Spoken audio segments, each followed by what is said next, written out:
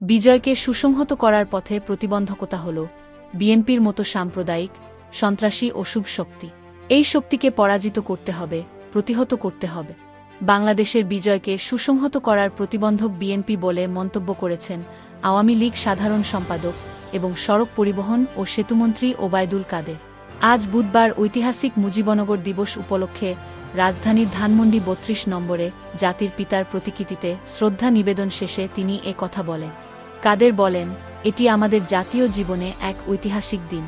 আজকের এই দিনে আমরা শপথ নেব মুক্তিযুদ্ধের চেতনায় বঙ্গবন্ধু কন্যা শেখ হাসিনার নেতৃত্বে বঙ্গবন্ধুর স্বপ্নের সোনার বাংলা বিনির্মাণের ধারাবাহিক লড়াইয়ে আমরা এগিয়ে যাব।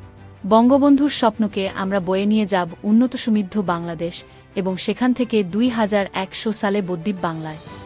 তিনি বলেন, আজকের এই দিনে বিএনপিসহ স্বাধীনতাবিরোধী সন্ত্রাসী শক্তি সকল অপশক্তিকে, যারা আমাদের বিজয়কে সংহত করার পথে প্রতিবন্ধক, এদের আমরা পরাজিত করব, পরাভূত করব, প্রতিহত করব এবং আমাদের লড়াইকে আমরা এগিয়ে নিয়ে যাব বিজয়ের স্বর্ণতরণ অভিমুখে। গণমাধ্যমকর্মীদের এক প্রশ্নের জবাবে আওয়ামী লীগ সাধারণ সম্পাদক বলেন, বিজয়কে সুসংহত করার পথে প্রতিবন্ধকতা হল বিএনপির মতো সাম্প্রদায়িক সন্ত্রাসী অশুভ শক্তি। এই শক্তিকে পরাজিত করতে হবে, প্রতিহত করতে হবে।